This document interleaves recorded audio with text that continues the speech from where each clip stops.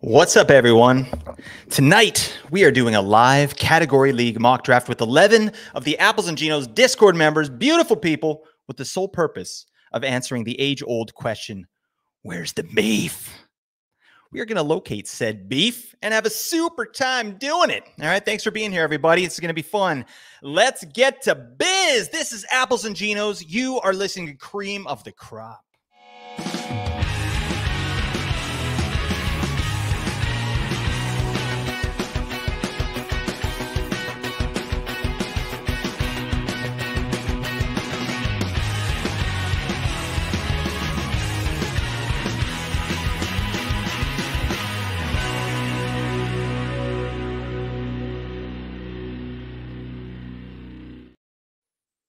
Yeah, what is he doing, baby? We live. Oh, yeah.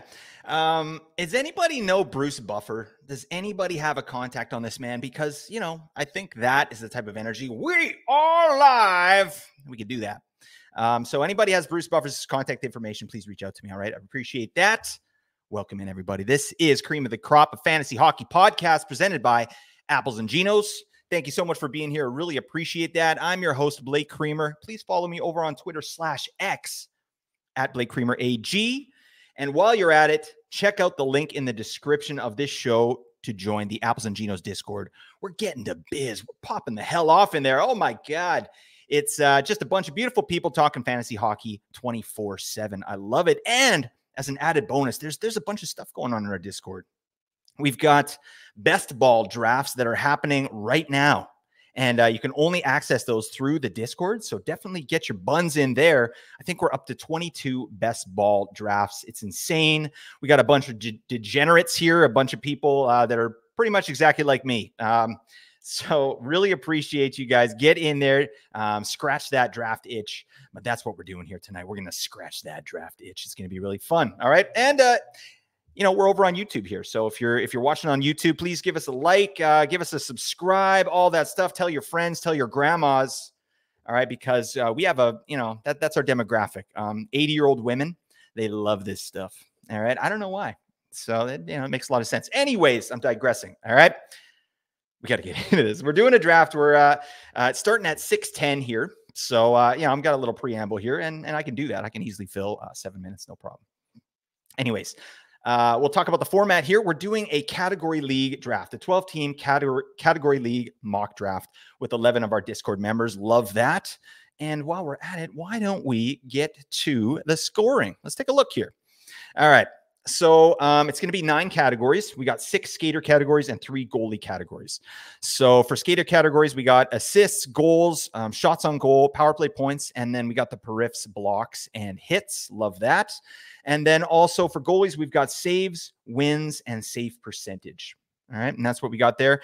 We're going to be drafting, I think, 17 rounds. So 4 bench spots or 4 reserve players, and then 13 on your roster. It's going to be good. So yeah, I want to talk a little bit about Cats Leagues here. Just some of the differences. I don't know. What kind of formats you people like, but to me personally, categories is my favorite. And I also find it to be the most frustrating. I would say I'm much better at points leagues than I am at category leagues. So this is something I've told myself I want to do this offseason here. Just practice what's going on here. So one of the great things about category leagues is it opens up a lot of value for players that you normally wouldn't be interested in, right? Like Radko Gudas, that bearded beauty. What the hell? He's just a big hunk of beef, a big hunk of man meat. He's beef castle. So you got players like that become relevant in fantasy, and it's kind of fun, right? It opens things up. So there are different kind of category leagues as well. The one that I prefer is for each category you win, you get a point for that. So if there's 9 categories and you win all 9 categories, that would be a 9-0 week in a head-to-head league, right? Some other leagues, if you win your categories, you get 1 win. So those are the 2 different kinds. I'd rather have it be count all the categories because I think it's just a better representation of how good your team is, right? If you wipe the floor with someone 9-0 in a week, that should be documented, right? And you should get the benefit of that. So that's sort of the way I like to do it. These settings here that we're doing, this is very much like the Apples and Ginos Patreon League that Nate does. So if you're interested in that, definitely join the Apples and Ginos Patreon, we do stuff in there. Nate's got his projections as well. They're in there and ready to go. So, shout out to the Apples and Ginos Patreon. But anywho, category leagues as well. Every category matters to some degree, right? Like in this one, we got blocks and hits, but sometimes you'll have plus minus, right? They have the same weight as goals and assists. So for instance, a guy like Jeremy Lozon, who led the league in hits last year, he's basically like Austin Matthews of hits, right? I mean, it's a bit reductive, but yeah, he's the best in the league at hits. So his value definitely goes up, right? So it's a change in mindset for sure. I do think it's a mistake to treat them all as equal though. And I think many people that start category leagues, they think they have to do that, right? So you have to look at your settings. So for instance, in ours, this one we're doing here, of the 6 skater categories, 4 of them have to do with offense, right? Goals, assists, power play points, and shots on goal, right? Hits and blocks are the other ones. In this format, it makes a ton of sense to target offensive players with a priority on players that can offer peripherals as well, right? And I'll talk about the players I like to target, but the main point is understand your settings and draft accordingly, okay? And we'll keep talking about Cats Leagues here for a second. Are all categories created equal? Technically, okay? But even though they have the same weight, I don't think they're created equal. Some are harder to get, and they should be prioritized as long as you can. And I'm talking about the offensive categories, and for me, goals specifically, right? So when I'm doing category leagues, I like to target goals and power play points, right? It seems like common sense, but also the metrics we use here at Apples and Ginos, they're really good for those categories, right? So they're meant to predict offense, specifically goals. So that's why you're here. That's why you're here at Apples and Ginos. To me, hits and blocks, they're much easier to find on the waiver wire during the season, right? So I like to sort of supplement my hits and blocks there. I don't like to go in with 0 periffs, after my draft, but you can definitely supplement in afterwards with some, especially defensemen. What about goalies? To me, 0G is still the preferred method of drafting in category leagues as well. But again, you got to look at the scoring settings, right? In this one here, there's 3 goalie cats, saves, wins, and save percentage. I like to have saves as a category because, again, it opens up some other players like goalies that you might not draft because they're on bad teams. But, guys like John Gibson or Lucas Dostal, right? They get a bump in value because they make a lot of saves, right? So you get that. And then, if you're in a category league with rate stats, goals against average and save percentage being one of them, right? You might want to bump goalies up a little bit in your priority. But for this one, I think we're good to go. 0G. I'm probably going 0G. So anyways, yeah, let's get into it. I want to talk a little bit more about this, but we're coming up on draft time. So let's get into the room. Oh yeah. This feels good. We got some comments in here. Let's see what's going on. All right. Let's see. Degenerates unite. Oh, I like this. Let me see. Party at the Moon Tower. Thank you for your service. All right. Don't talk about my granny. Joe Miano. She's here with us. All right. She likes fantasy hockey. Actually, fun story. My grandma was the first person I ever knew to play fantasy hockey. We have a big family fantasy hockey pool that's been going on for years. And they literally had the newspaper and they were checking the stats. And yeah, my grandma was ruthless. All right. So that's a true story. So shout out to grandma. James, I feel like Al Bundy scratching my mock draft itch. No peg. All right. Thank you, James. Jackson's in here. Thank you very much. All right. I think Jackson's going to be getting the Sex Panther ASAP. He does that. All right, Jackson, you're on notice. All right. Don't draft the Sex Panther away from me. Okay. But yeah. Anyways, let's look at the draft board here. I am on, I got the 12 spot. So I did that on purpose because I haven't drafted from the 12 spot here in any of my best ball drafts or anything else. So I wanted to see what that is. Plus, it gives me a little bit of time to kind of just chitty chat while things are going on here. So let's see who's going to be number 1. Everybody should take McDavid. All right. It's the stupidest question ever. I mean, I don't know. If you take McKinnon, it's not a whiff, Jackson. Jackson, who are you going to take? If you're in the chat, Jackson, give us a hint. All right. We need to know what's going on here. So anyways, I'll talk about the Discord members we've got in here, some beauties as we start up here in a minute. We got Jackson at the 1 spot, Jackie G Buckets. He's 1-2. At 3rd, good day, sir. Number 4 is Dream Killer. Number 5, Skateful Dead. Fun fact, Skateful Dead made the logo for the Cream of the Crop Fantasy Hockey Podcast. Skateful Dead, you're a big guy in the fantasy is at 6. ICW 3 is at 7. Andy Mack is at 8. Brock 2048 at 9, whole wheat bacon at 10, dry saddle at 11, and beefers and cream at 12. All right, and that's how we're getting the biz. Let's see what's up. Well, let's see what Jackson does here. These ADPs, man, I'm so tired of this. Connor Hellebuck's, Sergei Bobrovsky at 2 and 3. Like, this is just summer drafting right here. But it's still frustrating, right? Like, if someone's not in the room, they auto draft, Sergei Bobrovsky in the second round. It's like, man, just a just a downer. So I feel good. I think we got our we're gonna be good. Jackson takes McDavid at number 1, and again, he should be the number 1 guy in every format. Makes total sense. Nathan McKinnon goes to Jackie G buckets. G'day takes Austin Matthews, which I think is a great pick. Austin Matthews actually he's in peripherals. He's a really good blocker for a forward, which might have been number 1 in the league, number 1 or number 2. So I really like that pick there. Kucherov goes at 4. You're taking obviously elite offense there, and Brady Tkachuk 5. So, and then big guy in fantasy takes JT Miller. So right on those 2 pieces there, Tkachuk and Miller. Yeah, they're going to go way higher in category leagues, right? This is a great example of a difference between points leagues and category leagues, right? Brady Tkachuk, he might go earlier, right? This guy shoots, he hits at an elite level, and he's probably got point per game potential. JT Miller, we know what he does. He doesn't really shoot, but hits big time, major power play points. Just, he got 100 points last year. He could probably do it again. I think he's going to be in between 90 and 100. So,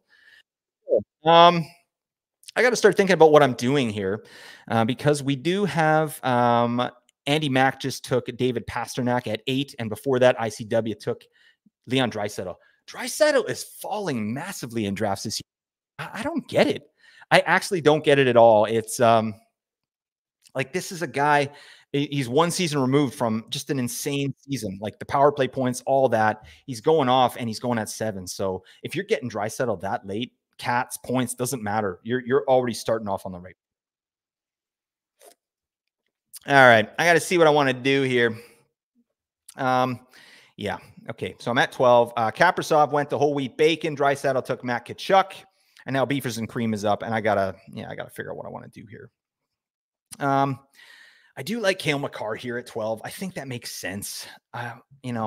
He's got decent block peripherals, but you can see last year, 37 hits, buddy. He's an old dancing boy. He's an old cowpoke dancing boy. I don't know what's happening there. So, but that's fine. I think Makar is the answer here, and I probably got to lock that in. And to me, too, one of my strategies in category leagues is fading centers, obviously.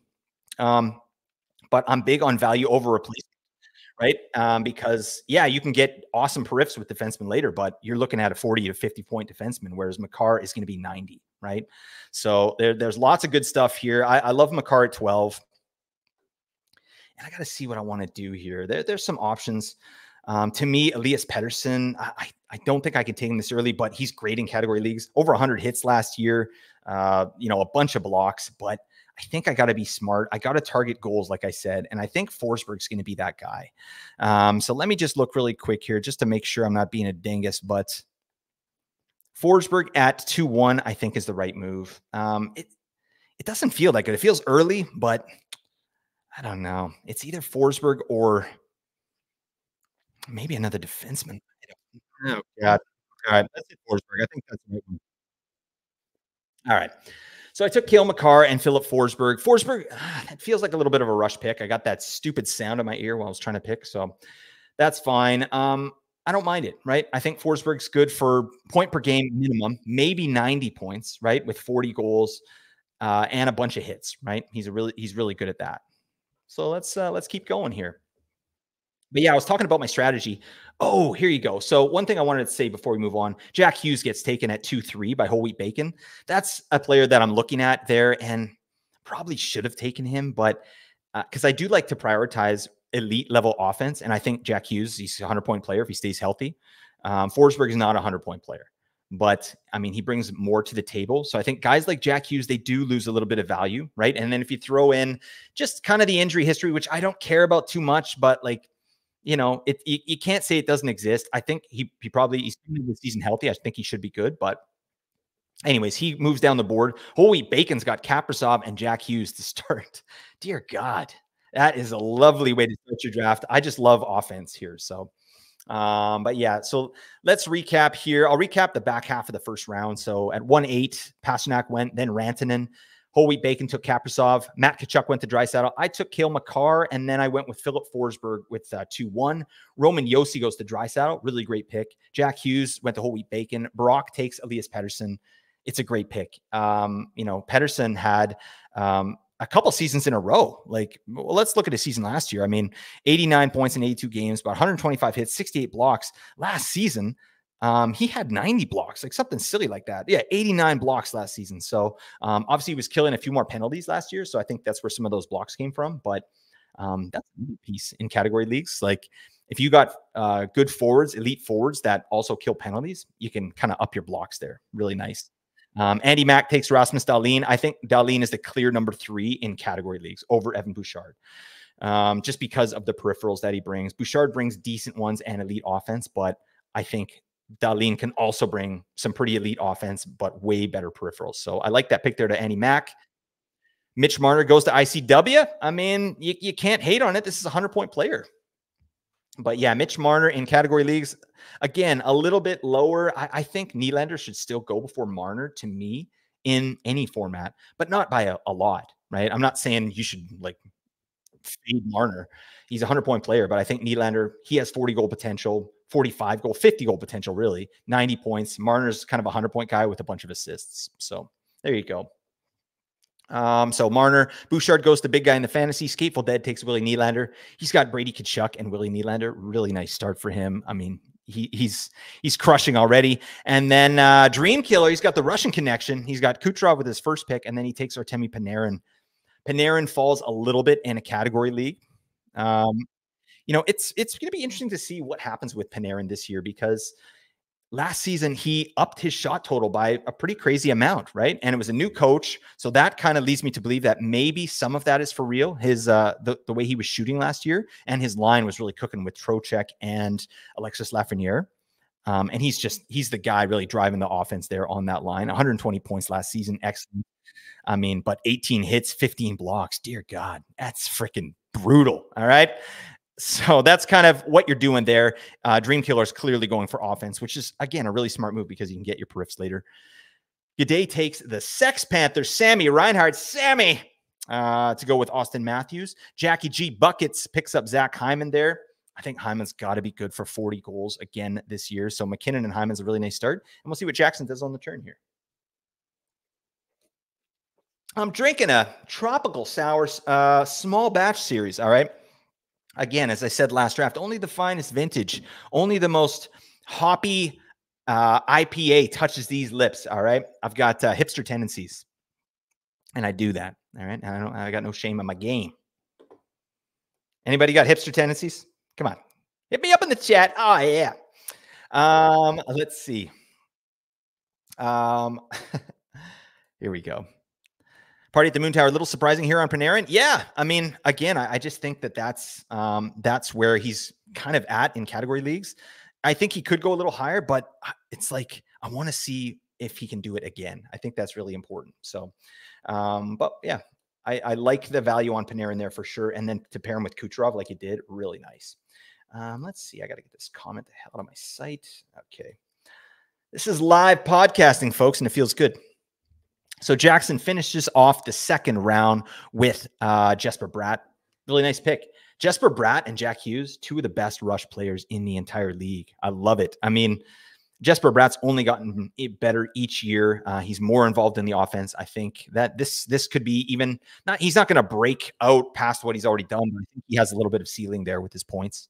And then speaking of points, speaking of segues, how do you like that one? It's not terrible. Jackson takes Braden Point, which again, you're getting those power play points. I find something that I do in category leagues and pretty much every league, even Cupful, where power play points aren't even counted. I find myself targeting people that are really good on the power play, right? Because they're getting a ton of time. They're offensive players. And I mean, he's got Braden Point in the third round here. This guy has the potential for like 35 power play points. You know, if they go ballistic, he could get 40. Oh my goodness. All right. Jackie G Buckets takes Adrian Kempe with the dual eligibility there at 3-2. That's a little spicy for me, Jackie G Buckets. Jackie G Buckets was talking some yang in the Discord. No, I'm sure he wasn't. Jackie, you're a legend. I love the Adrian Kempe confidence here. I think Kempe could have been gotten a couple rounds later.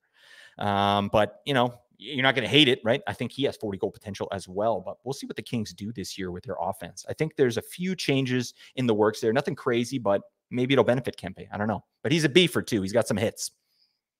Let's see. G'day takes Victor Hedman. I love that. So he's walking Austin Matthews, Sam Reinhart, and Victor Hedman. I did a projection on Victor Hedman, which I'll release soon, but this guy's going to crush this year.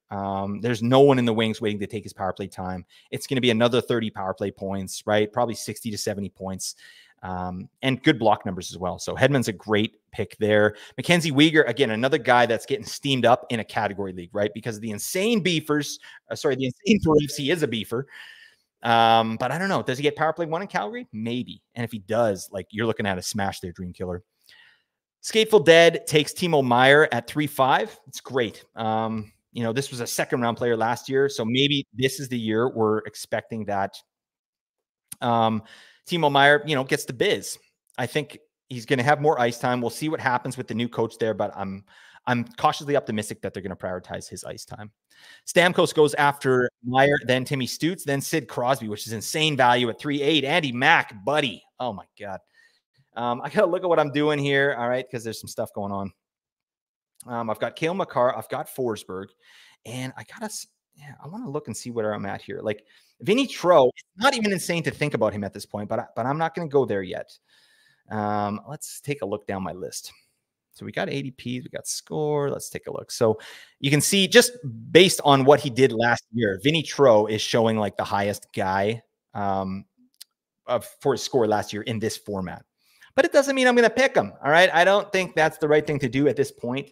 I do have 2 picks coming up, so we'll see. But Vinny Tro is a center only. So if I did pick him, or I also like Alexander Barkov there. I think Barkov's a really smart pick. I'd like to get Barkov here and then maybe go with a winger. But we'll see. I don't know. Decisions. Oh, okay. All right. So after Sid Crosby goes Jason Robertson, Noah Dobson goes the whole week. Bacon Draisaitl takes Tage Thompson. Oh, God. I thought there might be a chance I could get Tage here, but that's fine. I've got Makar and Forsberg, and I think I can take a center here. That's no problem. It's between Barkov and Trocheck. And to me, Trocheck's a little bit of a safer pick, but Barkov's much more involved in the offense, and I like his ability to get offense, right? And I think I'm still prioritizing offense a little bit. I can get my prifs later. I don't want to take both because I don't want 2 center only. So I'm going to take Barkov here. This makes sense to me. And now I'm in a pickle. All right. I'm in a dilly of a pickle of a jam here. So I got to see what's up. I think I want to go right winger. But yeah, this is my first Cats League this year. And yeah, some of this is looking a little spicy to me. I certainly I'm not drafting Frank Vatrano here. Obviously, he had a great season, especially in category leagues. It was lovely. But you know what I'm going to do? I'm going to stick with my offense here. I'm going to go Matt Boldy. This is not a periffs guy, right? You're not picking up Matt Boldy for the periffs. I'm picking him up for the offense. So you can see like this strategy for me, it's a little bit weird. I mean, Barkov last year actually did have some 104 hits. That's actually excellent. 50 blocks. So he's not a muffin there in category leagues. But Matt Boldy, like, you know, you're not getting him for the periffs. 75 games, 33 hits, 32 blocks. But I do like 25 power play points. I think that can bump up to 30. So I'm still in the wheelhouse here. I've got all power play 1 people here. And, you know, 3 of my guys have reasonable periffs. So I feel good about that. That's early for Matt Boldy, folks. Not going to lie. All right. That's a little spicy, but I like me some Boldy. And when you're on the end like that, you kind of have to reach for your guys. And Matt Boldy's a player I'm really high on this year. I think his point per game potential. And I think I feel good about that. So just looking at the comments here. Okay, nothing going. That's fine. All right, let's keep going here. So recap round 3. Let's see. It went Braden Point at 3-1. Kempe went 3-2. Hedman 3-3. Then Mackenzie Weegar, Timo Meier at 3-5. Steven Stamkos, really nice pick at 3-6. Timmy Stutz went at 3-7. Crosby went 3-8. That's crazy value. Crazy value. This guy's going to get 90 points again this year. That's way too low for Crosby to me. He should be a late second rounder, I think. Jason Robertson, 3.9. Noah Dobson, 3.10. I'm not worried about Dobson. I know Nate and I have talked a little bit about his ice time potentially going down, or was going down under Patrick Waugh. And I think there was something underlying there. I think there was an injury that Dobson was playing through. It's Waugh was just doing the best he could at the time. Now he's got a full off season. There's no way to me they go away from Dobson as that kind of number one defenseman there. So I like Dobson at 3.10. Tage Thompson goes at 3.11. I took Barkov. Then I took Boldy. Reach of the century. Draisaitl takes Quinn Hughes at 4.2. Adam Fox goes at 4.3. So 2 elite offensive defensemen going in the 4th round, right? Quinn Hughes should go a little earlier, definitely in points leagues. Fox as well. Like this guy's going to have the quietest 70 points probably of the year, right? And then Josh Morrissey as well. Great pick. I don't even think that's early. I think that's probably where Morrissey should go. But I mean, I think you can get him a little later, but I think you're going to be happy with that. I think he's a 60 to 65 point defenseman, reasonable perfs as well. And then here comes the beefers. Andy Mack takes Svechnikov, which is a really nice pick. I really do think that at some point Svechnikov will get the run here. And I think this might be the year, right? 6 straight seasons in Carolina with Rod Brind'Amour doing his thing and not a damn thing. They haven't won anything. So I feel like there's a little bit of a tweak coming, and maybe that means fighting the big boys a little harder. Giggity. Ooh, okay. Kyle Connor goes to ICW 3. Ovechkin goes at 4.7. Great pick, great value. He's probably going to be a 30 and 30 guy this year with amazing periffs. I love that. Jake Gensel goes at 4.8. Yeah, you know what? I probably should have taken Gensel over Boldy now that I'm thinking of it. So that's a great pick for Scapeful Dead. Oh man, the periffs on Scapeful Dead. Dear God, check this team. Brady Tkachuk, Willie Nylander, who's not really a periffs guy, Timo Meier, and then Jake Gensel. Damn. I mean, just Timo Meier and Brady Tkachuk on the same team. It's going to be hard to overcome those periffs. Joel Eriksson Ek goes to Dream Killer. It's nice. He's starting to put some periffs together with his last 2 picks, Uyghur and Jeek. Love that. G'day takes Vincent Trocheck. Buddy, go jump in the lake. All right. What are you doing? It's fine. I was hoping he'd get back to me. Ooh. Jack Eichel goes to Jackie G Buckets. I like that pick. I think you can reverse the Jack Eichel pick and the Kempe pick, and it makes sense to me.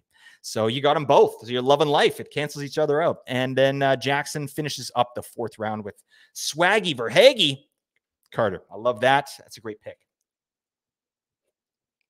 All right. So let's see where I'm at. I want to look at just the construction of my team here a little bit. So I've got Cale Makar, Philip Forsberg, Barkov, and Boldy. I feel okay about that. Boldy really, yeah, you know what? It was a little bit of a rush pick, and I know it's a guy I want, and I don't think he would have got back to me, so I'm happy there, but it doesn't feel good. You know, that's a little bit high just for a player that I projected to have like a point per game season with, minimal periffs. So it is what it is. But let's keep going. 5-1. Jackson comes around with Mo Cider. He went to the old mill and he got some cider. All right. And it's delicious. Very crisp. He's amazing. Cider goes way higher, as he should, in category leagues. Charlie McAvoy, love that. So to me, Mo Cider, you pick him up at 5-1 there. It makes total sense. His periffs are stupid. Like, let's look at Cider's periffs, actually. Last year, 211 hits, 213 blocks, and 42 points. Like, I think that's kind of what we can expect from him moving forward. He's not an offensive defenseman. I don't think he might come close to 50 points, but that's about it, right? But McAvoy, I think he's got a little bit more juice in the tank offensively. Probably a 60-point guy, 55, 60-point guy. And then Dougie Hamilton goes to G'day. So, yeah, really nice start here for all these teams. I gotta kind of shape up here. I don't know what the hell's going on. I've been doing all points league drafts. So all these best ball drafts that we do, all points leagues. So, yeah, that's where my mind is. So like trying to bump these players up, it gets a little bit spicy for me. But yeah, let's take a look here. So, because yeah, look at these guys I'm looking at here. I'll just give you the first few players on the top of the board here based on score in this format. Frank Vetrano, Michael Matheson, Chris Kreider, John Tavares, right? All players that, yeah, I mean, we could do stuff. Tavares is actually someone I might be interested in there. Kreider as well. He's left winger. Let's see what else we're looking at here, just down this list. You want to get good value, right? Ooh, okay. So sorry, when I make that noise for those of you listening to the podcast, it's because someone made a pick that I'm pretty stoked on. So we'll talk about this. So 5-3 went Dougie Hamilton. 5-4, Yura Slavkovsky to the Dream Killer. I don't know, buddy. I'm not there yet. I mean, the guy's a beefer. I love that, but I think you probably could have had him a couple rounds later. Still, it's a fun pick. It's an exciting pick. This is a mock draft. Like, the guy could get 70. I just don't see it happening. Connor Bedard goes after Slavkovsky. It doesn't make sense. Jacob Trouba goes obviously for the Periffs. Travis Konecny, then Chris Kreider goes to Andy Mack. So I got to start looking at what I want to do here. I still want to get some offense here. The first 5 rounds, 5-6 rounds, I'm still prioritizing offense, even if I don't quite get the Periffs I want, because I can do that later, right? I can get Periffs later. But still, I mean, this is that Boldy pick it threw me a little bit there. So let's see. Oh, no. Okay, so Kreider and Tavares go. Those are players that I was interested in for sure, to Andy Mack and Brock. Got 2 more picks to mine, and I don't think I want to go defenseman yet. As I've got Makar. I think there's some players later on I'm still loving, like John Carlson, Miro Heiskanen, and Werenski. These are guys that are going later. Even Faber. There's players that I like going a little bit later, and then there's peripheral defensemen that are going a bunch later that I can absolutely smash. All right. Cole Caulfield goes to whole wheat bacon. Draisaitl is up. And then I got to figure out what the hell I'm doing. I got 2 picks here.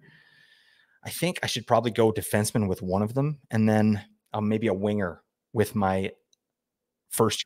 So let's see. Jordan Kyrou goes there. All right. To Draisaitl. I'm going to look at the wingers here. Kevin Fiala. Okay. That's not, I'm not hating that, but again, I'm not getting the peripheral value here. Owen Tippett is a player that I'm interested in. Yes. Owen Tippett might be the answer, actually. But they have such a terrible power play there. Let me see. DeBrincat, no, he didn't do peripherally, although he's good peripherally. Oh, God, I'm just yammering on here. You know what? Let's be smart. Let's go for offense. I think I got to go Kevin Fiala here. Again, this is an offense pick, so I'm going to try and deal with rips later on. Now, after this, I definitely want to look at some defensemen, and we'll see who's out there, right? My periffs are hurting pretty bad, so I think I got to get it. Something I like to look at when I'm getting defensemen, I want 100 and 100 guy, right? So let's see. So what I mean by that is 100 hits and 100 blocks. That's what I'm looking for. Ooh, okay. Morgan Riley's there. He's got good periffs. Michael Matheson, decent power play points as well. Do I just take Michael Matheson? Ah, God, this is freaking painful. All right. I think I'm going to start getting no, you know what? Oh, man, I'm dying here. Okay, you know what? I got to be smart. I got to take someone with the peripheral floor. I'm going to take Michael Matheson. He's great at blocking.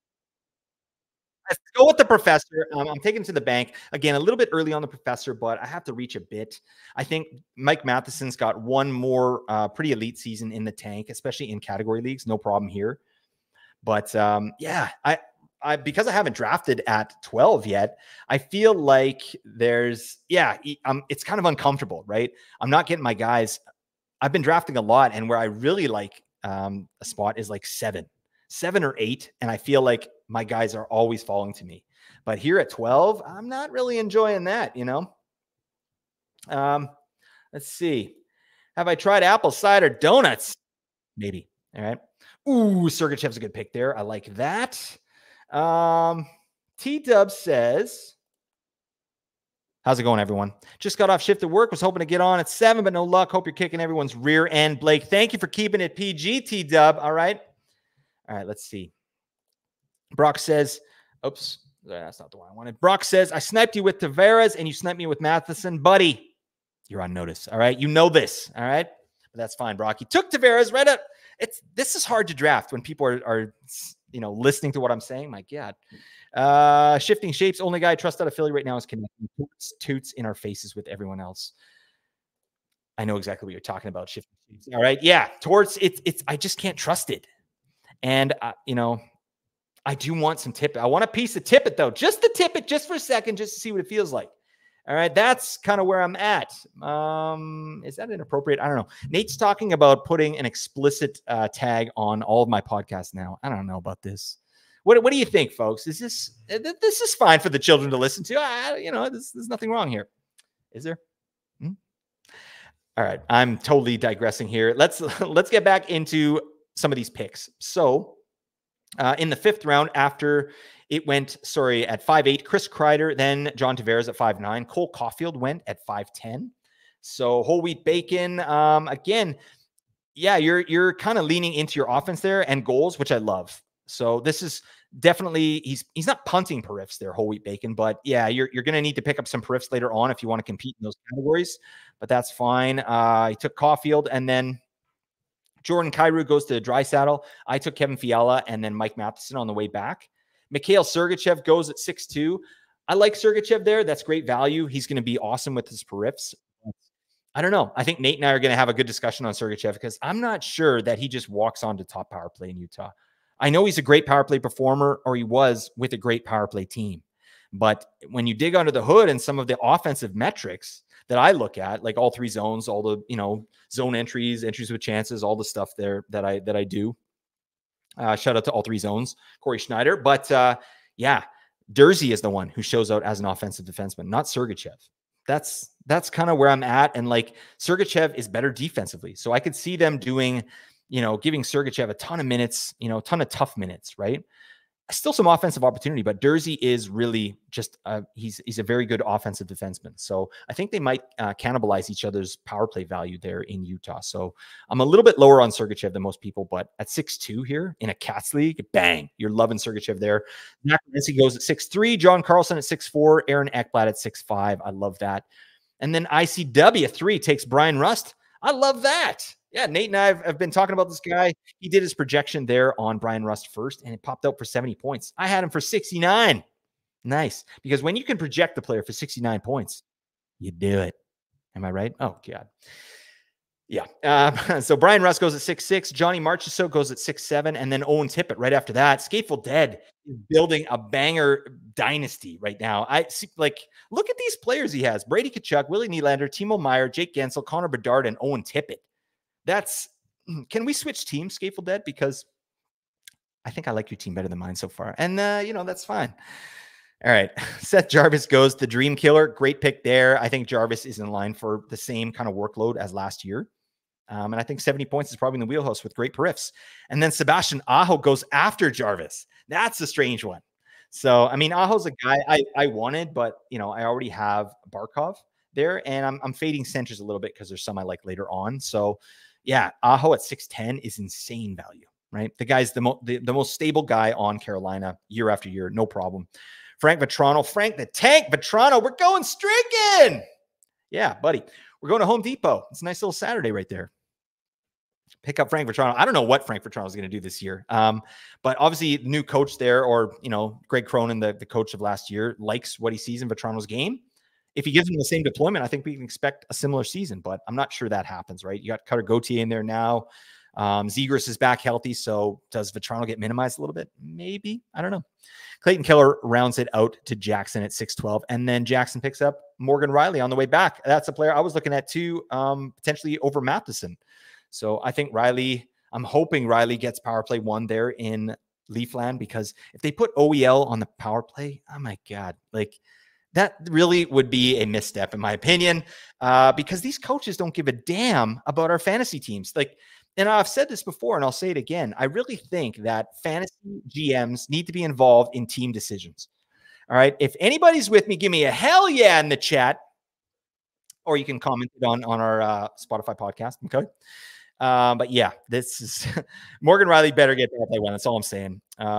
So yeah, let's take a look. See, I'm gonna start focusing up here on my team. So I've got 2 defensemen, 2 right wingers, and a center and a left winger. So I might look at left wings here. I've got some dual eligibility here. I think that's really key. We do have 1 skater spot here in this league, so no problems there, like fitting your guys in. But let's take a look. Who's out there? All right, I'm pulling this up and I'll pull this down. Oopsie doodle. All right. It's good live podcasting, folks. All right. So Evander Kane, I'm just kind of seeing a pick here in the middle. At 7'6", Evander Kane goes, there's a little bit of mystery around Evander Kane. I'm not sure I've heard rumors that he might not even play for the beginning of the season, or I don't know. But obviously, in a Cats league, this guy's a beauty. Even if he's on the third line, I think you're still going to get some value there. But hold on, let me just look at what I'm doing here. Oh man, there's still some good pieces here. Let me just look at this. Don't look at my screen, everybody, if I'm drafting. All right, I'm just trying to see what's what here. Again, I'm always on the offensive kick here. There's a couple players that have gone. I'll recap round 7 in a second here. I'm just trying to see what I want to do here. I think in round 7, I need to start shoring up my periffs a little bit. This is something that always happens to me. I don't go the Skateful Dead route where he's just crushing with periffs.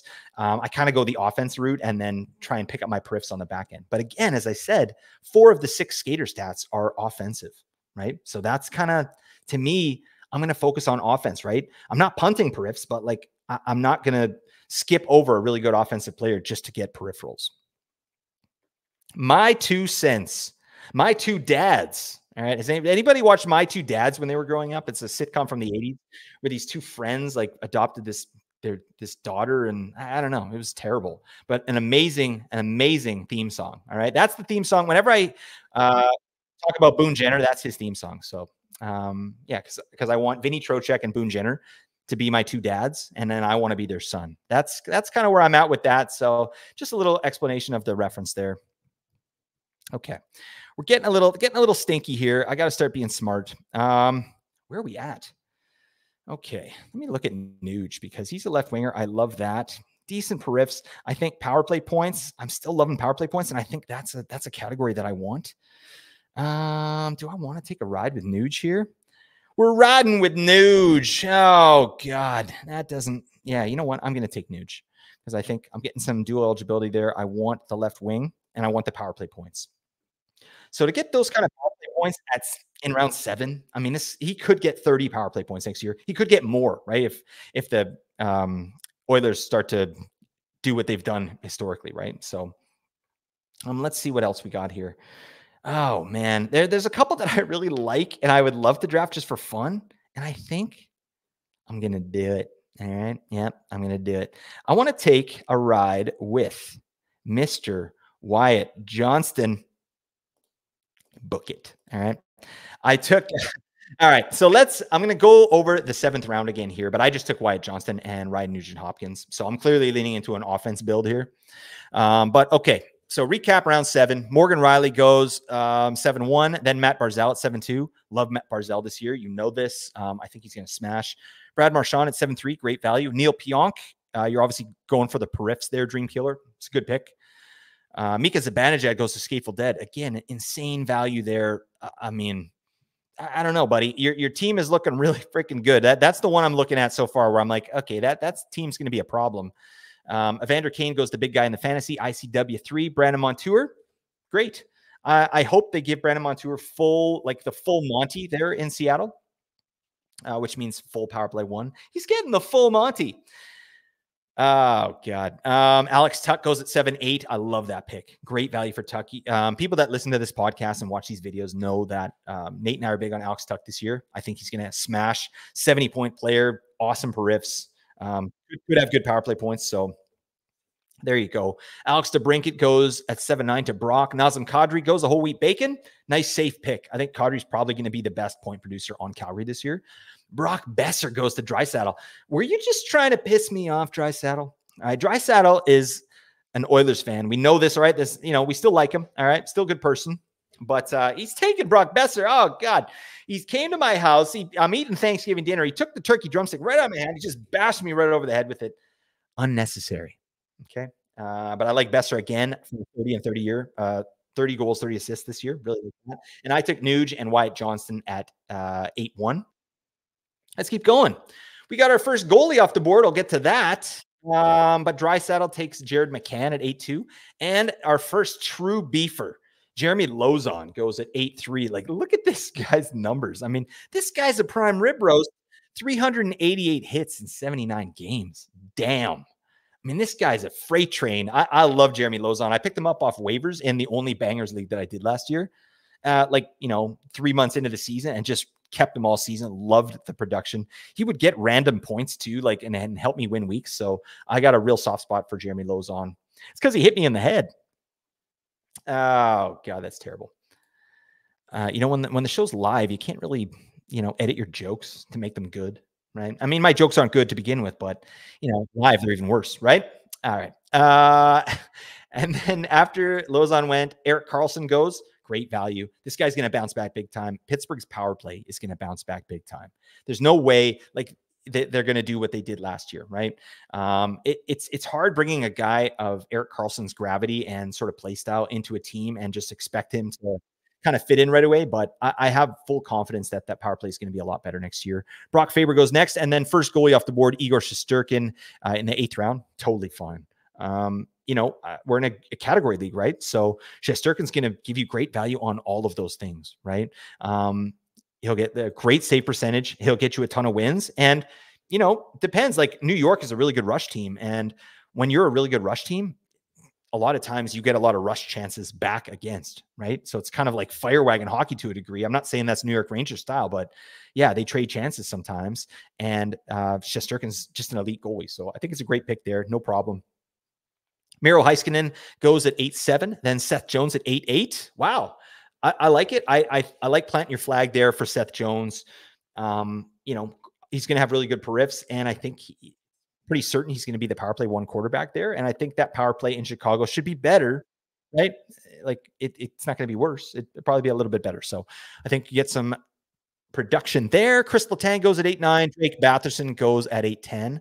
Shea Theodore goes at 8-11. And then Jackson rounds it out with Dylan Larkin there in the 8th round. So we're still look at this value on some of these players. Like you can just see how it differs from points leagues, right? Jackson goes with a mega B for Tom Wilson in 9-1, and then Val Nichushkin goes at 9-2. That's fine. I think, we might get 60 to 70 games out of Nichushkin this year if he goes back with the Avalanche. I'm not 100% on that. So, take it with a grain of salt there, but it's a nice risk. And in the 9th round, it's pretty low risk to me. And then Connor Hellebuyck goes at 9-4. Are we going to see some goalies off the board, folks? I don't know. We'll see. Yeah, Hellebuyck is always just, the safest, pretty much the safest goalie I think you can draft. I never get him, right? It might be nice. Actually, when I first started playing fantasy hockey, it was Hellebuyck's first good year. And I think someone dropped him to waivers like early on, and I picked him up. And that was the year he just went off, and I won the championship handily, right? So I got some love for Connor Hellebuyck, and he's still doing the thing. Like this guy's great. So can't say any bad stuff about Connor Hellebuyck. Let's see where I'm at here. Okay, this time I'm serious. I need to get some damn periffs. This is insane. But there's so many players left, damn it. Okay, so yeah, we're getting a little bit of a goalie run here, and that's fine in the 9th round. I think this is a strategy people are trying to do when you're in a 0G league. Is like, oh, 0G is the 10th round, so I'm going to draft goalies in the 9th round. It's not a terrible strategy, honestly. But I still think there's some really reasonable offensive options out here. But let's take a look.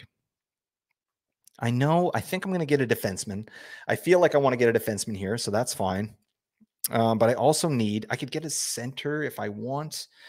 I've got Nuge and Wyatt Johnston, but they're both dual eligible, so that's fine. If I wanted to go center only, I could. And there's some players I'm looking at. Oh God, I can't help myself with the offense. There's some really good offensive players that I really like. But yeah, like I need to going crazy on my periffs, I think. Just let me sort through here. I got all my beefers down at the bottom of the draft here. So let's take a look at my team. So right now, I mean, I'm looking at Cale Makar, Philip Forsberg, Alexander Barkov, Matt Boldy, Kevin Fiala, Michael Matheson, Nuge, and Wyatt Johnston. So my offense to me is looking really solid. Like I like that. So I think I can definitely go with a peripheral defenseman here. So I think I'll do that. And I'll start my pick with that and then maybe look and see where I want to go otherwise. I'd like to get a player that does have a reasonable peripheral floor, not like some dancing boy, like Johnny Gaudreau or something like that. I don't need that. Although I love Johnny Gaudreau this year. I think he's going to be a lot better. Jesus, it is actually getting a little slim pickings here in terms of the offense. Oh my. Okay. Where are we at? So we're at pick 107. I'll recap the 9th round in a second here. Okay. So yeah, first off, 5 goalies went off in the 9th round. That's fine. I got no issue with that, but I'm going to wait a little longer. All right. I think there's some beauties later on, but I said I was going to do this, and I am. I'm going to take Darnell Nurse here. Last year, this guy obviously much maligned in Edmonton there, more for his contract than really for his play, although his play was terrible as well. I think, he might have been battling injury. There's just some issues there, but I mean, he has a great peripheral floor, like 150 blocks, 150 hits. I love that. And now I'm going to look at, I think I might go, there's a player I'm really high on. Let's take a look at Martin Necas here. This is a guy I've drafted in a bunch of best balls. Really good, decent periffs here. 77 hits in 77 games. That's it. That's it. I'm taking Martin Necas, and I'm taking it to the bank. All right. This is a guy, like, they've kind of cleared out some of the, they cleared the runway for Martin Necas here with, like Gensel going out. And I feel like he's going to get power play 1 again. So yeah, I feel good about that. He's a great power play performer. I think 25 power play points in the 10th round. I think that's totally reasonable. And then Darnell Nurse is my other one. So there you go. Let's look at some of the comments, shall we? All right. Here we go. All right. Let's see. I know Nate likes to take goals earlier, but to get Igor there feels silly. All right. Yeah, shifting shapes. Yeah, Nate does. He'll take Connor Hellebuyck in like 3rd overall. He doesn't give a damn. All right. He's changing his tune. He's trying to, fool all of us. Let's see. Machine Gun Valley, shifting shapes. You are clearly a listener of the show, and I appreciate you. All right. Let's go. Beef and cheese, Jackson says. All right, Jackson. Feels right. All right. Beef and cheese, they always go together. Am I right? All right. That's fine. So again, we're in round 10, and goalies are still going here. So let me recap round 9 for you. Jackson took Tom Wilson. It's a great pick in a category league, no question. The guy's a beefer. If you have penalty minutes too, I mean, go ahead and draft Tom Wilson even earlier, right? That's kind of a funny category to me. Penalty minutes. I was in a category league. I did the Locked On Fantasy Hockey podcast. They did a full bangers league with penalty minutes. I think, I don't remember if there was plus minus, but yeah, it was like a bunch of stats that I really don't like. But having penalty minutes was kind of fun. Although when you lose a week because some dingus goes out and gets a 10-minute misconduct at the end of the game, it's like, it's just the worst, So that said, like you find yourself drafting guys like Tom Wilson, and I had like one of my favorite players. Oh, actually, I'm not even going to mention this because I'm going to try and pick him up later. All right. So never mind. That's great podcasting right there. But anyways, round 9 goes Wilson, Nichushkin, Pavel Buchnevich at 9-3, Connor Hellebuyck, Saros, and Ottinger go in a row there. Then Jake DeBrusk at 9-7. ICW, I see you, buddy. I think that's excellent. I think he's going to have 65 points this year. I can see 30 to 35 goals for Jake DeBrusk. I think that power play 1 spot is meant for him and a top 6 role. Jake DeBrusk is going to be great. I mean, I think of, he's not JT Miller, but I think of a player like JT Miller when he got here. Just a player that was minimized where he was before. And I think he's going to get a bigger opportunity here in Vancouver. So shout out to Jake DeBrusk. Drew Doughty goes at 9-8, amazing value. He's still power play 1 and he has insane periffs. So I love that pick there. Really good. Sam Bennett Dyson at 9-9. And then 2 more goalies, Vasi at 9-10. Stupid value. But Bobrovsky at 9-11. Love that. And then I took Nurse and Martin Necas. Thatcher Demko goes at 10-2 to Draisaitl. So yeah, you're looking really good there, my man. Ilya Sorokin goes the whole wheat bacon. Like, you do get some really strange drafts in these 0G drafts, right? Like, whole wheat bacon picked up Vasi in round 9 and then Ilya Sorokin in round 10. I mean, again, look at those 2 goalies, though. Those are 2 goalies that didn't perform very well last year. But they're elite goalies, but it's kind of a case for 0G and against in a weird way. Like, if you can get that kind of value, like, I would bet that both those players are going to have, bounce back seasons. They're both elite tendies. So to get them in round 9 and 10, I like that. Not my strategy, but to each their own. Brock picks up Radko Gudas in round 10. Makes sense. This guy's a beefer. He's a mega beefer. Doesn't do anything really other than hit, but 2 on block, but 232 hits last year, 154 blocks in 66 games. Plus, Anaheim has a great schedule. Like, you're going to get Gudas in all day. Anaheim's going to be another target of a team for a lot of their players and streamers. And Gudas, you're going to like that. I guarantee it. All right. Nick Suzuki goes at 10-5. Elias Lindholm at 10-6. Yeah, we're starting to get into players that are decent offensively, like, but zero peripherally, right? Then Nico Heischer, Justin Falk goes after that. That could be a nice little piece. He wants another piece of Justin Falk. Alexis Lafreniere goes to Dream Killer. Nice pick. Jake Sanderson. Ooh, I hate that you picked him, G'day, at 10-10 because that's a guy I was definitely looking at a little bit later on. Jackie G Buckets. You took Boone Jenner. Oh, Boone Jenner is a category league beauty. I mean, this guy, like he was on pace for the last 2 years, basically for 200 to 250 shots, 100 hits, and almost 100 blocks. That's a forward. And he was pacing for that. He just can't stay healthy. So Boone Jenner in the 10th round, you're loving light. I mean, I think he loses power play 1 this year probably, which sucks, but it's not going to change the peripherals that he brings to the game. So there you go. And then Jackson takes Patty Kane to round out round 10. So I love that. Lots of good stuff here. We're getting it. Like, I don't know, when I do category league drafts, like sometimes people go stat hunting. I'm not really big on that until like a lot later. Like we still got how many more picks here? Like, yeah, we got 6 or 7 picks left. I don't want to go stat hunting. I still want to try and get a well-rounded player if it's possible, right? Just because you can go stat hunting with your streamers. That's where I like to go stat hunting. Like you see, halfway through the week, you have a chance at winning the block category. Like go out and get yourself Alec Martinez. Go out and get yourself Jared Spurgeon, something like that, right?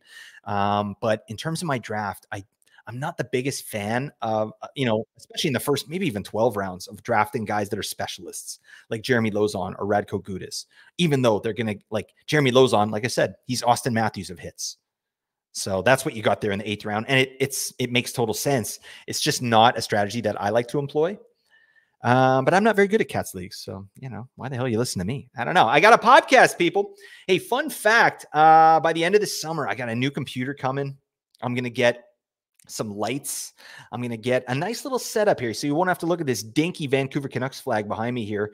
And all my Mike Tyson's punch out pixel pictures here. I mean, you'll still look at those. It's just, they'll be nicely lighted. All right. Nicely lighted. I don't think that's a word, but we're going to move on from there. All right. Okay. We're starting to get a little spicy with some of the picks here. I will go through the 11th round, but I want to look at some of my people here. So we're in the 11th round. I don't think I want to go goalies yet. I think I want to see what kind of centers I can still get. Oh, and I see some good ones. Oh, and ICW just took the one I wanted. It's like he watched me hover over Rupe Hintz's name, and then he just picked him just to be a dink. Is that right, ICW3? All right, that's fine. Rupe Hintz in round 11. How? I mean, geez. Like, did this guy, what were his periffs? Okay, stinky periffs, but I mean, 65 points. He's going to bounce back. I think it's a 70-point player. So I don't mind that at all. Like, Hintz in the 11th round is craziness. I think he's probably like, a guy that can get 25 power play points if everything goes well. So, all right, now I'm in the weeds. I didn't even know what I was doing. So let's take a look around. Oh, God, I want to get a center maybe. Let's see. Ooh. I'm looking at PLD. I'm dynamite. This might be 11th round PLD. Is that too much? I think I'm expecting a bounce back for him. So, I mean, should I put my money where my mouth is? Maybe. Yeah, I think so. I think I'm going to do that, right? Because he does get periph, so there's a good peripheral floor. I think he's going to get power play 1. And again, player that shows out in all 3 zones micro stats, right? This guy's an amazing rusher. Unfortunately, he had terrible line mates last year. It might be the same situation this year in Washington. He might be needed to do it all, and that's fine. But I don't know. I feel good about Dubois there, and I can take the center only. That's no problem. What do I want to do? Let's take a look. Tolvanen is another guy I like 210 hits, 41 points, 81 games. I'm not sure. Seattle's it's kind of a sketchy team to me. It's hard to really pinpoint what they're going to do with Dan Bilesman in there. Ooh, okay. You know what? I think I got to do this. This makes total sense. Mark Scheifele. So I took 2 center onlys here, which is it's a little spicy, but I don't mind it. Like Mark Scheifele in the 12th round, I think this is like a 75, 80 point player, right? And if anyone, first off, shout out to Mark Barber, 18 Skaters in our Discord, and he's our new podcaster here on Rolling Lines with Josh. But he really brought Mark Scheifele to my attention in the last episode where he talked about players just to target in best ball leagues. But I think you could target him in other leagues, like any format of a league, really. Winnipeg has a very decent schedule. They have a bunch of off nights where they play kind of lesser opponents. So Winnipeg is really good at that. And Mark Scheifele's power play 1, he's line 1. And I do think I'm projecting Ehlers for a bit of a bounce back. So I think Scheifele's pretty safe. So I like that. I took Dubois and Scheifele, 2 center onlys in 11 and 12. I don't know. Don't at me, people. All right. I'm taking 2 center onlys. I'm taking to the bank. That's fine. All right. Let's see. Hold on. Just looking at some comments here. Okay. Let's see. Shifting Shape says Arvidsson has more opportunity as a righty in Edmonton. Sure. I like Arvidsson this year a lot. And I've said this before. I like him better than I like Jeff Skinner. I think he's a more rounded player, and I feel like he's going to get a little bit more opportunity on that team. So, I mean, to me, Arvidsson and Skinner, it's unfortunate. They're great players, and it's a good hockey trade, like in reality. But for fantasy, I think they're going to have muted seasons, even though we think just because playing with McDavid or Draisaitl equals like a crap ton of production. I just don't think it's going to work that way. So, but I do think that Arvidsson is a more complete player, and he'll be trusted in more situations and he'll be on the ice a little more. So I like Arvidsson better there. Let's see. As ICW 3, Baby Drive been on the radar. Yeah, Hintz should not have fallen to the 11th round. That's fine. And Jackson says in the 12th is value. I agree, Jackson. We're on the same page. You know this, buddy. All right. So that's fine. Here we go. All right. So let's go over the 11th round because I didn't talk about that.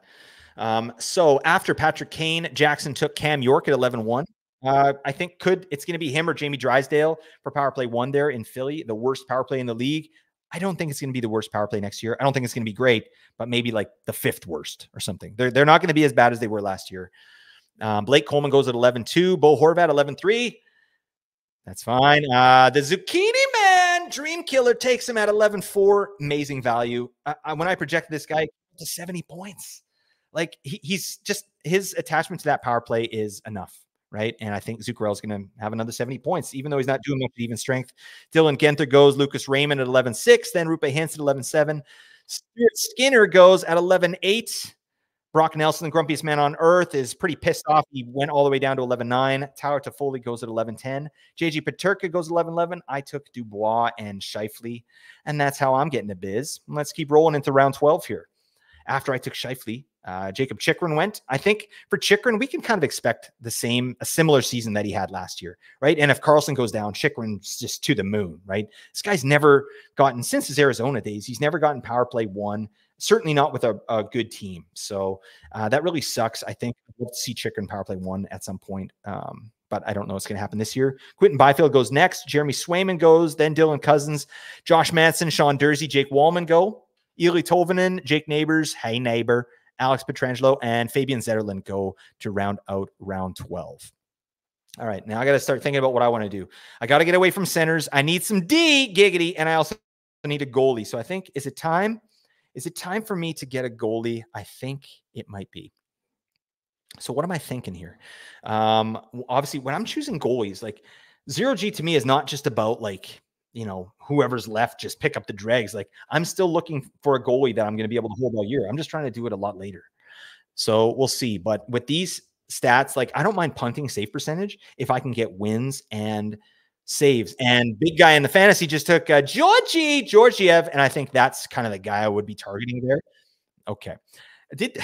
We just had 3 goalies go in a row. Is that what are you people just listening to what I'm saying and then just taking all my goalies? Oh my God, what this is hurtful. All right, but that's fine. So I'll recap here round 13 while I'm getting ready to pick mine. Nick Ehlers goes at 13-1. Great pick. I love Ehlers this year, Jackson. Trevor Moore goes 13-2. Then, oh man, G'day.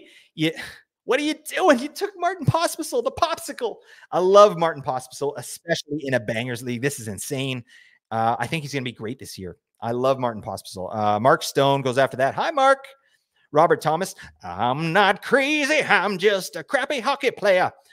Actually, he's not crappy at all. He's pretty good. Yeah, he's got a beautiful, beautiful head of hair and a lovely jawline. And then we had 3 goalies go in a row. Georgiev, Philip Gustafson, the Gus Bus, and UPL, 6K. Ukko-Pekka Luukkonen. Then Jamie Benn goes at 13.9. I got to get my crap together here. I feel like I know what I'm going to do. Okay, yeah, I know exactly what I'm going to do. But I can't say it to you people because you're eating my sandwich. Oh, God. Okay. So Jamie Benn goes, Igor Sharangovich, then Troy Terry to Draisaitl. Love that. Now I'm up here. I just took 2 centers, so I want to stay away from centers. I think I am going to go with a goalie, and I like Jacob Markstrom here.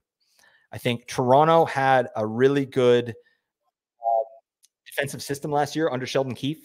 He's with the Devils now. So they are a rush team though, and kind of similar to the Rangers that I talked about. Like they give up a lot of chances, rush chances on the way back, right? But the good thing is Markstrom, that's one of his fortes, right? He's good like with these acrobatic saves and flopping around everywhere. He's not really the most technically sound guy, right? So I think it could actually be a nice fit there in Jersey for Markstrom. And I think a ton of wins coming, a ton of shots, right? And then let me see where I'm at. Defenseman still. I'm going to go beefers a little bit later on. So right now I'm going to go with, let me just look at my roster here. We need a goalie. We need a D, and we're already into the reserves. That's fine. I'm going to take Brandon the Bagel Hagel. Yo, I love me some Brandon Hagel this year, and I love this value. This makes no sense. Brandon Hagel here in 14.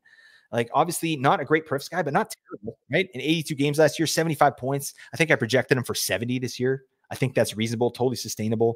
And I think there's more power play points coming. I think he's going to be power play 1 this year. Get Nick Paul the hell out of my sight. No. In the playoffs with Tampa, when the season was on the line, they put Hagel on the top power play.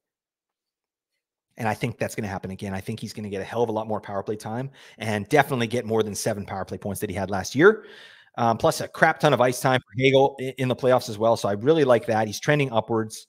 And the Perifs, like 55 hits and 45 blocks. That's fine, right? But I've only got 3 picks left. Like I'm just going all beefers, I think. And I'm telling you my strategy, but that's fine. You don't know the beefers I'm going to pick. There's plenty of beef out there. There's hamburgers. There's prime rib. Actually, funny story about prime rib. I used to work at Milestones. That's if you're in the States, like Milestones is like a chain restaurant out here. It's like a kind of elevated, it's a little bit elevated, right? It has some fancy stuff in there, but it's a chain, right? It's like an elevated TGI Fridays or something. Let's go. Anyways, we used to do rotisserie prime rib. So it was going off. It was delicious. But I remember I would serve the prime rib and I would do like, here's 8 ounces for you. And then like 4 ounces for me. And I would just crush prime rib all day until I got like a pain in my chest and I would just slap it like, oh God. And it would just go down. And then I'd have some more. I'd have like a big plate of mashed potatoes. So that's just a little bit about me, folks. Actually, yeah, I used to work in restaurants. I worked in restaurants for like 8 years for a little while, and I liked it, right? I got to be nice and social in there. I got to act silly, and I got to eat a crap ton of prime rib, all right? And now I have a taste for beef. And that sounds, I don't know how I'm feeling about that, but that's fine. Let's keep going. All right. Okay, so let's go round 13. I kind of messed around here, so Jackson took Nick Ehlers, then Trevor Moore. Pospisil went. Actually, I did that already. I took Markstrom. And then round 14, I took Hagel, 14-1. Luke Hughes goes at 14-2. Nice pick. I mean, does he get power play 1 again? Maybe. I don't know. Matthias Ekholm at 14-3. Thomas Chabot at 14-4. I do think that Jake Sanderson's going to get that power play action in Ottawa. So Chabot's a little bit, he's going to have some muted fantasy value, in my opinion. Travis Sanheim goes at 14-5. Eric Gustafson at 14-6.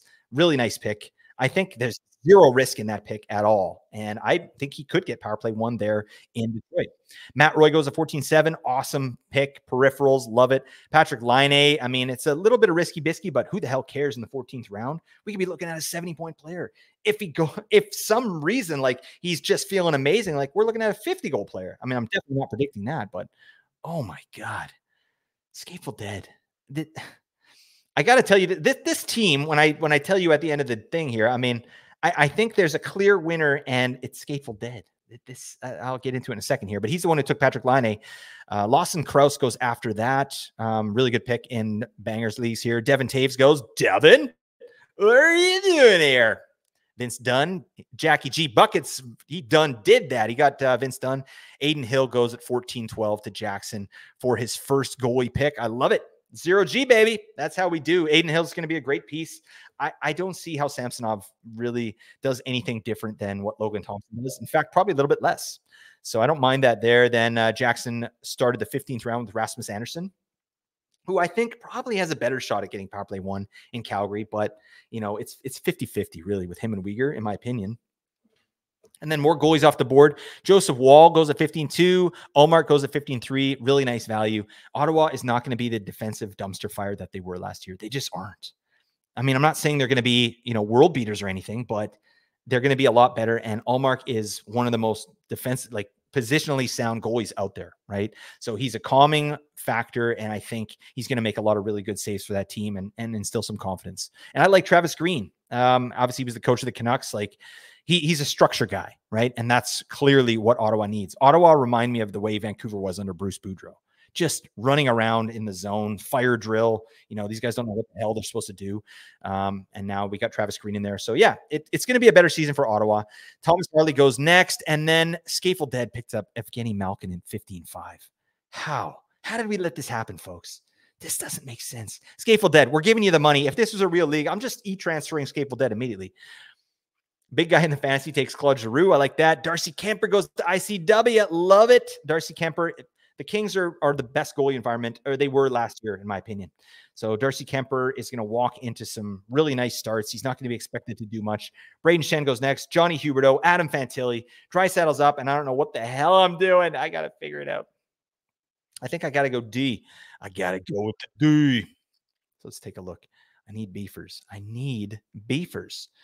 All right. So let's take a look. I can't justify going for a guy that has no offense. I can't do it, folks. I can't do it. Maybe I can. Maybe I have to. None of these look good to me. So you know what? I'm going to go back up here. Okay. All right. I like this. This feels a little bit better. I can't go full beef. All right. You never go full beef. All right. And I'm not doing it. Oh. All right. I'm double guessing myself. I'm going to take Noah Hanifin because what the hell? I can't stop myself. I need offense. And Hanifin, I think, has a good shot at power play 1 there in Vegas. So, fool me once, shame on you. Fool me twice, shame on me. Yeah, I don't know. You've heard the whole story. Anyways, now we are looking. I think I want to go for a second goalie here. And I think, yeah, this one makes a lot of sense. Another decent goalie environment in Carolina. At least they give up, less chances, right? Although they did give up some high danger chances last year, but obviously one of the ways that Carolina plays is they dump the puck out. So they get the defensive zone retrieval, they dump it out, right? And then they dump the puck into the offensive zone, forecheck and get chances, right? So it's a very good goalie environment in terms of Corsi against, right? And scoring chances against. And I think that Kochetkov is going to get the bulk of starts there in Carolina. So I feel decent about that. My second goalie. So yeah, who are my goalies? So Markstrom and Kochetkov. I feel really good about that. And I think I got some good offensive value as well. Now, with my last pick, like we're coming up against it here. All right, let me just quickly recap some of the stuff here. Okay, so again, round 15, we talked about it a little bit, but Rasmus Anderson goes up 15-1. Joseph Woll, Linus Ullmark, Thomas Harley. Then Scafell Dead picked up Evgeny Malkin at some ridiculous value. I don't understand. Claude Giroux, nice value too, actually. Darcy Kemper, Braden Shen, Johnny Huberdeau, Adam Fantilli, Trevor Zegras. I took Hanifin and Kochetkov. Draisaitl at 16-2 goes Jeff Skinner. And then Whole Wheat Bacon takes Ryan O'Reilly. That's a nice piece for power play. Like, let's look at Ryan O'Reilly, actually. It's weird to me O'Reilly doesn't hit. He seems like, if you look at the guy, he looks like a guy that should hit, right? I mean, does that make sense? But he had 26 hits in 82 games, buddy. Oh my God. Like, he's just wasting that jawline. He's wasting that manly scruff and just dancing out of the way of people. So, but yeah, 28 power play points for Ryan O'Reilly. So to get that kind of power play production, which I think he's going to be on power play 1 again next season, it's a no-brainer. At 16-3, that's a really nice pick. Jordan Bennington, Mr. Ben in the sauce, goes to Brock. And then the Coiler, Charlie Coyle. He filled up the bowl. We flushed it. And now we need the plunger. All right, Charlie Coyle, what are you doing, buddy? What did you eat? Baby food? I don't know. This is potty humor, folks. And that's about my level. All right. I'm 2 beers in, and then that's what's happening. All right. Charlie Coyle goes to Andy Mack. ICW3, Oliver Ekman Larson. It's a nice risk-free pick. Like if he gets power play 1 there in Toronto, you're loving that. I think we could see like 15 to 20 power play points from your defenseman. Tristan Jarry goes at 16-7. Shane Gostisbehere goes at 16-8. I believe Shane Gostisbehere is going to get power play 1 in Carolina. So again, an amazing, like a pretty decent power play, and you got him at 16-8. Skateful Dead. But you know what? Next podcast, I'm going to have Skateful Dead do the podcast, and I'm just going to be in the background. I think, we could all learn something from this man. Or person. I actually don't know. Oh, no, I do know. I've talked with Skateful Dead before. He's a man. All right. I don't know where I'm going with that. Anze Kopitar goes at 16-9. Charlie Lindgren goes at 16-10. I hate that Logan Thompson came there, because Charlie Lindgren was going to be an amazing 0G guy this year. And now, yeah, I think it's going to be kind of a goalie share with Lindgren getting the kind of the 1A treatment, right? Colton Brayko goes at 16-11. And then Jackson takes a swing with some great offense to me. Johnny Gaudreau at 16-12. That's awesome, right? And then Peter Mrazek for Jackson as well, 17-1. So that's true 0G. And Mrazek, like, this guy's going to get a ton of shots against, right? You could probably win shots just with Mrazek, right? I don't know that he's going to get a bunch of wins, and his save percentage, like, what did he have last year? Let's take a look. What was save percentage? 907? That's not bad, right? Lucas Dostal, I love that at 17-4. Anyway, sorry, 17-1. Peter Mrazek, Pavel Zacha goes. Dylan Strome at 17-3. Lucas Dostal goes at 17-4. Connor Ingram at 17-5. He can't keep getting away with this, folks. All right. He's just tooting in all of our faces. All right. And it smells like Thanksgiving dinner. It's my second Thanksgiving dinner reference today. Clearly, I'm hungry for some stuffing and some fixings. All right. What the hell's wrong with me? I don't know. Why? Yeah, that's all right. That's for another podcast. Anyways, I'm gonna get a mega beefer here just to try and fill out some of my stats, because damn, it's not looking good. Let's see. Do I want to get a defenseman? You're just listening to me, folks. Just chitty chat it up. All right. Ingram, then Kyle Palmieri, Anthony Duclair, Garnett Hathaway. Great pick in the 17th round. Sheesh. Thomas Hurdle. Thomas the Turtle Hurdle. Am I not hurdly enough for the Hurdle Club? No, you're not. Get the hell out. All right. We got to look at something here. What can I do? I'm not sure who to pick. I'm just taking a look at something. So I'm up on the clock. You know what I'm gonna take a ride with some fun. Just go fun here. You know what? Look at this. Kyle Burrows. All right. Look at this. He's a beefer. 233 hits, 134 blocks. Yeah, that's what we're doing. All right. And we feel good about this. Kyle Burrows for the win. I'm loving that. And that's our draft, folks. Really good stuff. And so now I'm going to take a look at some of these teams here. But let me look at some of these comments here. All right. Shifting Shape says, if Sheldon Keefe runs Luke Hughes over Dougie, the Devils miss playoffs again. I would tend to agree. I just think Luke Hughes was in over his head last year, did an amazing job. But, the funny thing is, Lindy Ruff had him there before Dougie was injured. So it didn't make a lot of sense. And then obviously it was just his role at that point. So I don't see it happening again. I think Dougie's good to go. Let's see what else. Blake, what's your favorite cut of meat? Filet mignon. No, it's prime rib. What am I talking about? I told you the prime rib story, and it's definitely prime rib. Shifting Shape says, love the Patrick Laine pick. His mental health seems to be in a good spot. Don't sleep on him. Exactly. And he's a good peripheral guy too. So, I mean, to get him at the value that we got here, really nice. Jackson says, I actually like Anderson's blocks, which is why I traded for him last season in my Keepers Cats League and got a chip. Jackson got the chip. All right. Shout out to you, buddy. You're a winner, and no one can take that away from you. All right. T-Dub says, is it just me, or does Ingram after Dostal seem wild? Yeah, no, it's not wild, but I think I would take Ingram over Dostal for sure. But I mean, apparently this whole league was set up just to give Skateful Dead the best team possible. So yeah, but I mean, I think Dostal is a great prospect.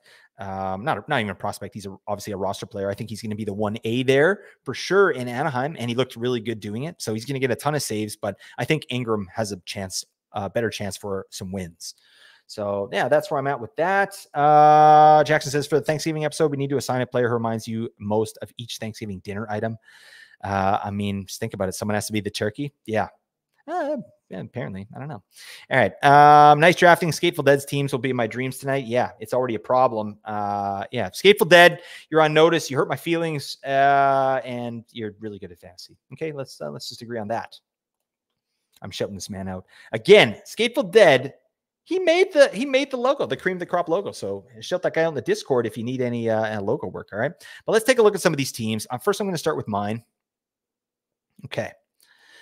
Okay, so rolling through, my first pick, I went with Cale Makar, which I like for the value over replacement there. Obviously defensemen dry up really quick. You can see like by the 6th round or after the 6th round, it was slim pickings, right? We had all the best power play 1 quarterbacks were gone, the guys with periffs. So I like getting Makar there. Elite offense. Roman Josi is a clear number 2. I could have taken both of them, honestly, and felt reasonable about that because they're the clear 2 best defensemen in fantasy, and especially in this format. Like Josi, he doesn't hit as much as I thought. Like, yeah, 46 hits, but 151 blocks, really nice. But the goal scoring and the shots and the power play points, that's why you're picking up Roman Josi. Like, this guy's a horse. He's amazing out there. But anyways, I picked Makar, Forsberg, who I feel good about, even though it felt a little early for me. Barkov was my next pick, and then I took Matt Boldy. That's fine. All right. I feel good about Matt Boldy there. Then I took Kevin Fiala with my 5th pick, Mike Matheson, the professor. I took him at 6-1. Ryan Nugent-Hopkins went next. I love the power play points there. I think that, it was a little bit of a down season. Obviously, he's not a 100-point player, as we all know. That was kind of just lightning in a bottle there for 82 games. But I mean, I think that we're looking at a 25 to 30 power play point guy in the 7th round. I'm happy there. Wyatt Johnston at 8-1. I just want a piece of Wyatt Johnston. I love that. But peripherally, Wyatt Johnston, not terrible. I mean, 82 games, he had 52 hits and 42 blocks. So that's fine. I do think he's going to get more shots. I do think he's going to get more power play points and more points. So I love that. Then I got Darnell Nurse in the 9th round in a cast league. I'm loving that. But I mean, clearly my team peripherally is not really blowing the doors down. Then I went with Martin Necas, PLD after that, Mark Scheifele. So I got 2 center onlys. That's kind of a low point in my draft, but I like both the players, but it does kind of hamper me a little bit. Then my first goalie in the 13th round, Jacob Markstrom. Then I went with Hagel in the 14th. I love the power play production there. Again, like I said, I think 70 points. Noah Hannafin at 15-12. To me, I think that he has a good chance at power play 1. They were playing him power play 1 in the playoffs and towards the end of the season. It might stick. I think Theodore's the better offensive defenseman, and he probably should be power play 1, but they were giving it to Hannafin at the end of the year, and they might go again. Then in 16th round, I took Kochetkov, and then just for fun, in the 17th round, I went with Kyle Burrows, beefer of the year, beautiful mustache. There's no mustache like my father's mustache. Oh, God. So I feel pretty good about that. I think there's some glaring weaknesses like in my peripherals. So when I do my streaming, yeah, I'm probably going to be streaming that or maybe punting it. I might be punting hits and blocks, like, and just going for straight offense, right? And that's absolutely a reasonable strategy, right? So, but let's look at here. So one thing I want to do is, I'll review a few teams here. So Whole Wheat Bacon wants a little review of his team, and I'll definitely do that for you, buddy. Let's take a look. So Whole Wheat Bacon was out of the 10 spot. And the first pick was Kaprasov at 10. Love it. Nate projected this guy for 115 points this year. I think it's absolutely reasonable. I haven't projected him yet, but I'm sure it's going to be well over 100. No problem there. Left wing only, no problem. And then Jack Hughes with his 2nd pick. So offense is not going to be a problem here for Whole Wheat Bacon. I love that. Then he went with 2 defensemen, Noah Dobson and Adam Fox. It's totally fine. Like, those guys could, technically both get 70 points. So, you're looking at 100 points, 100 points, 70 points, 70 points. It's a really nice start. Peripherally, you're hurting a little bit, but who the hell cares? Dobson's decent peripherally. Fox blocks a little bit. Fox blocks. He got 123 blocks last year, but 44 hits. Oh man, buddy. Yeah, can you just step into someone once in a while? Then he went Cole Caulfield, Zach Werenski.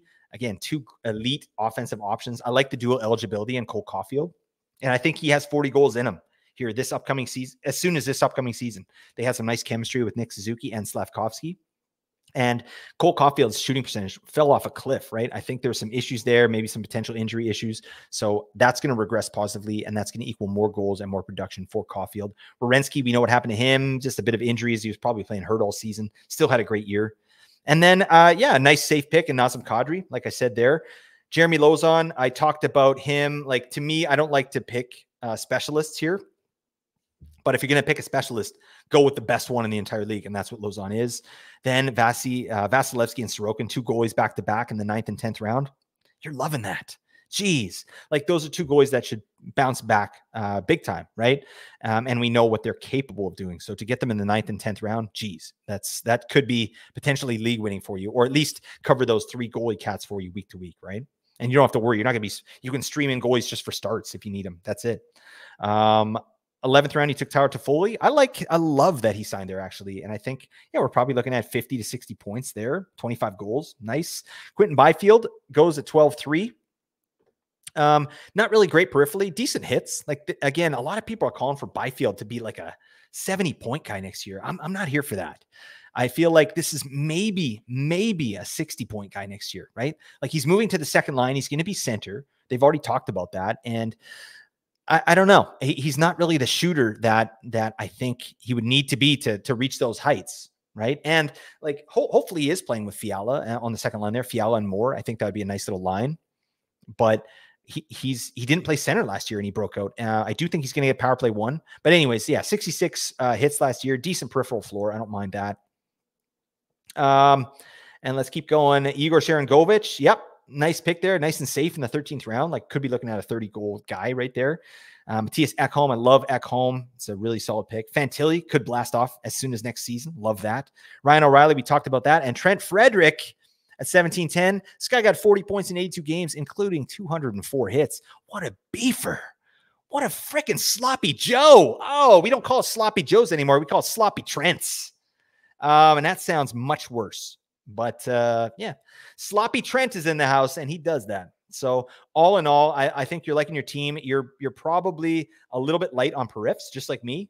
But look at the elite offense you got. Like, I didn't get this kind of offense. So I love your first, 6 picks here. Cap, Hughes, Dobson, Fox, Caulfield, Werenski, all elite offensive options on their team. Just peripherally, it might be hurting a little bit, but again, you can stream that in later. So nice work, Whole Wheat Bacon. I think that's nice stuff. All right, let's see. We got some stuff here. All right. Shifting Shapes. Buddy, can you tell me what team is yours? Because I don't know what team yours is. So Shifting Shapes, write it in the chat. Next guy, G'day, wants me to take a look at his. So I'll do that. All right. G'day. All right. G'day was out of the 3 spot here in the category league draft. Picked Austin Matthews, as you should, right? I think another 60 goals in the wheelhouse were right there. I think it's a lock, honestly. Then he went Sam Reinhart at 210. Really nice pick. Reinhart's got a pretty decent peripheral floor. I mean, he's not going to get 57 goals again, but I could see 40 goals for Reinhart, like, pretty easily, right? And 78 hits, 66 blocks. He's a great defensive player, too. That's what people don't really know about Reinhart. He's going to be out there in the last minute of games. He's going to still pop off on the power play. So I love that. Victor Hedman with his 3rd pick, as I talked about, great pick there. Vinny Tro at 410 is major value in a category league. I think he's good for another 70 points with a boatload of periffs, good power play points. Dougie Hamilton with your 5th pick. Love it. I think he is going to be the power play 1 guy. And I think he's a 20-goal player. As long as he has power play 1 for the season, I think we're going to get a major bounce back for Dougie, and that's value. And then Aho at 6'10", stupid value. We're looking at a point per game player there. That's insane. Brad Marchand at 7'3", decent, very safe. Drake Batherson at 8'10". I think Batherson could maybe move up to the top line there in Ottawa, but we have to see what is going to go on with Travis Green, how he's going to construct his lines. I think Batherson could be in for even a better season than he had last year. So I'm kind of high on Batherson. I would love to get him in the 8th round like that. Pavel Buchnevich had a bit of a down year, so maybe a little bounce back there. Nice pick. Jake, the Snake Sanderson goes with your pick there. I think he's going to be power play 1 in Ottawa, and that's going to be major value. Plus, he's a block machine. This guy gets a ton of blocks, so I like that. Bo Horvat with your 11th pick. Then Jake Neighbors. Hey, neighbor. This guy's a sleeper, I think, he certainly in a category league. To get him in the 12th round, like, let's look at Jake Neighbors' numbers here. Last season, 14 power play points. I love that, but 138 hits in 77 games and 45 blocks. Pretty damn nice. And I think he's got a spot on the top power play, locked and loaded, top 6. And to get him there at the 12th round, very nice. Then you took my boy, the Popsicle, Martin Pospisil. Damn, Gina. I probably would have picked him there in that 13th round. So, shame on me. You picked up the Popsicle. I think that guy's probably good for 35, 40 points with just a boatload of periffs. I love it. Devin Taves goes next. Really nice. And then you went 0G as well. Good day. You took Linus Ullmark and Charlie Lindgren. Really nice with your 15 and 16 pick. And then Dylan Strome with your last pick. That's major value, right? Nothing really peripherally happened with Dylan Strome. Like 12 hits in 82 games. How do these guys do this? I don't understand. Like, you have to actively be dodging people at that point to get 12 hits in 82 games. I don't know. But that's fine. 61 blocks. That's pretty nice. And he's going to get power play 1 to me, and he's going to play with Ovi all year. So, buddy, very nice team for you. You know what? I'll do one more. Let's take a look. Okay, shifting shapes. Yeah, because I know you were talking about it. So we'll do shifting shapes. All right. This guy's been active in the chat, and I'm here for it. ICW3. I see dead people. Anybody see Sixth Sense? It's a great movie. I didn't actually, when I saw Sixth Sense, it totally got me. I'm one of those guys when I watch a movie, like I never get the twist until right at the end. And I'm like, oh my God. Whereas like my wife, when I watch movies with her, she's like, she already knows the whole thing. So I can't even talk to her during the movie because she understands the twist already, like halfway through. And she's ruined movies for me. She's just, what is she doing? I don't know. I'm gonna talk yang on my wife. She can't defend herself, and that's fine. She doesn't listen to the podcast, all right? She doesn't understand fantasy hockey. She doesn't like it. I don't know where I'm going with this. Anywho, let's move on. We got to talk about ICW3. Really nice team you drafted here. I remember some of your picks. So you were at the 7th spot, ICW3. Got Leon Draisaitl at 7. Stupid value. It makes no sense. Like, this guy could be 40-point power play guy, 50-point power play guy. We've seen it, and it could happen again. So I love that at 7. Mitch Marner goes with your next pick. Again, 100-point player. I think he's going to just shut all his haters up, honestly, and I don't see him leaving Toronto, so I think he'll be there. Timmy Stutz at 3-7. This guy was playing with a shoulder injury last year. I think some goals are coming, some positive regression there. He didn't have any goals on the power play. That's insane. Like, or no, he had one power play goal for Timmy Stutz. That's not going to happen again. So I really like the value there. Kyle Connor. Are you Kyle Connor? Yes. Terminator. Great pick there. This is a 40-goal guy.